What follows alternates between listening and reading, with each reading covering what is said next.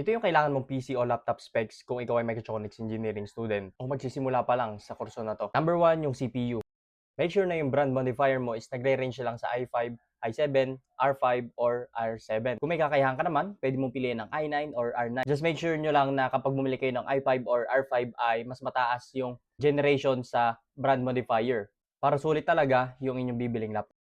Pangalawa, recommended ang 8 GB RAM, pero kung kaya nyo namang iangat sa 16 to 32 or higher, better na ganun yung maging RAM nyo. Lalo na sa mga mechanical softwares, yun talaga nangangailangan ng mataas na storage and at the same time, nagre-require ng mataas na RAM. Lalong-lalo na sa mga 3D modelings tulad ng SolidWorks, AutoCAD, and such. Para naman sa storage nyo, 512 GB or 1 TB is enough. Pero kung ikaw yung tipo ng tao na mahiling magawa ng projects, mag 1 TB ka na lang. Para naman sa brand and design, sa design, depende na yun sa inyo. Pero meron lang akong top 3 brands na babanggitin sa inyo. Hindi po ito sponsored. Number 1, Asus, Acer, at Lenovo. Kung may kakayanan ka naman, pwede ka naman mag-MacBook or iMac. Ito lang yung mga specifications na kailangan mo. Pero kung meron ka pang katanungan, you can comment down below at susubukan natin yung sagutin.